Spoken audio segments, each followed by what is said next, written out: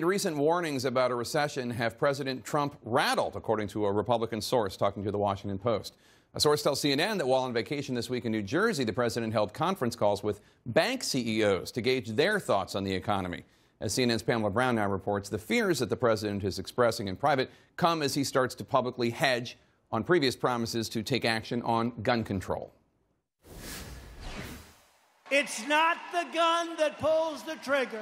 It's the person holding the gun.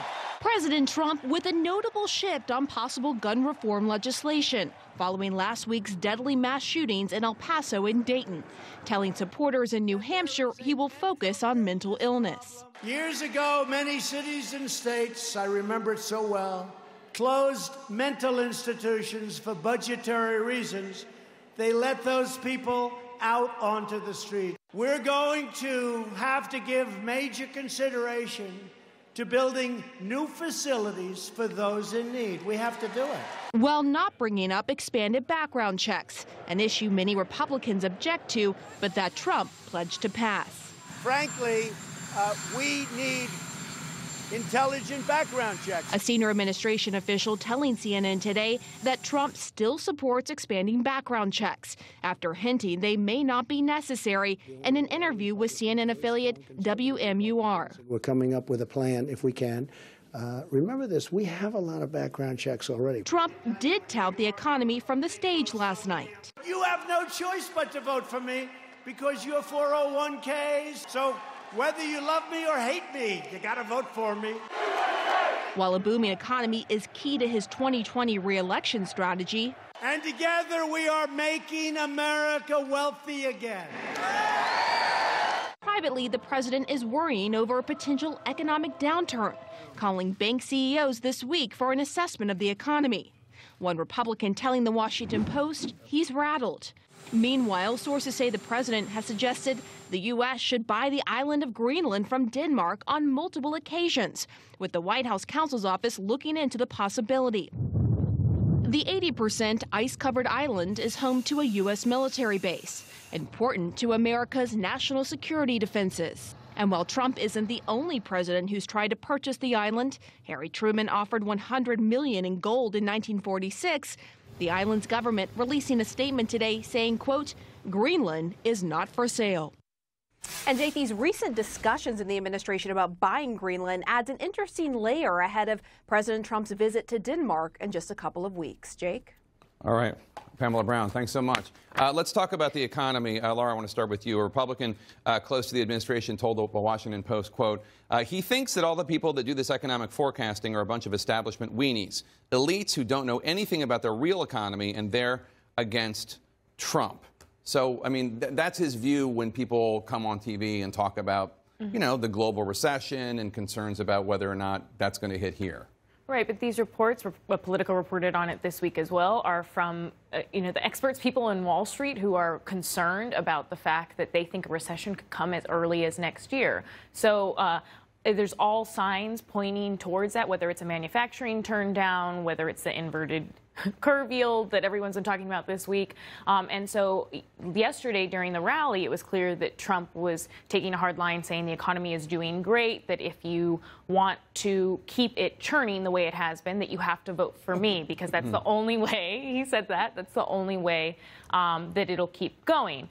But now, today, we have the reports that it looks like he is actually nervous because if it were to take a downturn, it could dramatically hurt his re-election chances. And, David, I want to talk to you about the plans. I do want to disclose that you lobby for energy, defense, and transportation sectors. Everybody. Well, just because energy comes into this, the president's top trade advisor told CNN that, today that the administration does have a plan to stave off a recession, and it is, well, let's take a listen.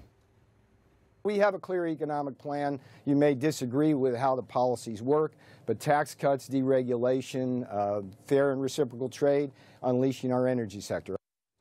But are there plans for anything going forward as this global recession starts to hit our shores? Yeah, I mean, other than what Peter Navarro just articulated there, right, I don't know if there's a more granular plan than that laid out any place. Look, I would say that there's always a recession around the corner, right? There's always with an economic upturn, there's always an economic downturn. It's just the question of when that occurs, right? You saw Janet Yellen, who's out the other day, or maybe, I don't know exactly, yesterday or today, saying, like, she doesn't see a recession on the horizon, right? And she's no Trump supporter or Trump fan. And so there are mixed messages here. The economy, unemployment low, consumer optimism high, consumer spending still going. So I think you see some of the uptick in the market because of that. Look, if you're the president, you got to worry about that, right? Because that is the single thing that this president has going for him that everybody says, look, I don't mind the tweets, I don't mind anything because the economy is going so strong. That's what you always hear, because the economy is going so strong. Right. And Jackie, if that's pulled out from under him, that's trouble. And Jackie, as Laura noted, the president said he's the reason for the economy thriving so well. Take a listen.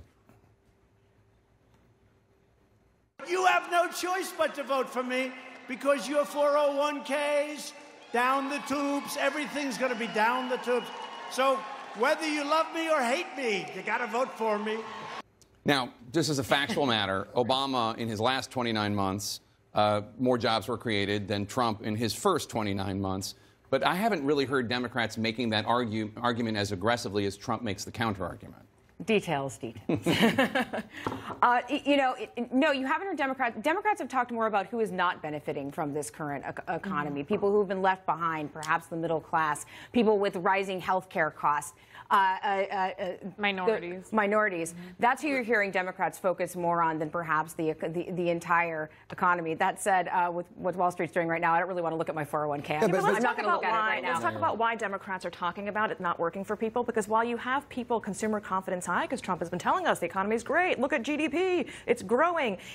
That means we're spending money, but businesses, the second indicator, investment is down. That means businesses who got this tax cut did not reinvest it back into communities. They use that money to buy back shares to increase their own profits. All along this time, wages have not increased. So all this rhetoric we're hearing about the macro level economy, if you look at the indicators and underneath the hood, it's not helping average people. He inherited a robust economy from Barack Obama. 2 years in, if it fails, it is on Donald Trump. But that's not true. So real wage growth at the bottom of the socioeconomic spectrum has grown dramatically, right? In non-supervisory and productive. Yeah, at the very bottom, at the very top. Right. So it has grown. The bigger chunk. And so it is going well. It's continue to go well as long as we get something done here. I think the market's looking for China. If something gets done up with China here in the not too distant future, I think there'll be a rebound. All right, from your mouth to God's ear. She's ear.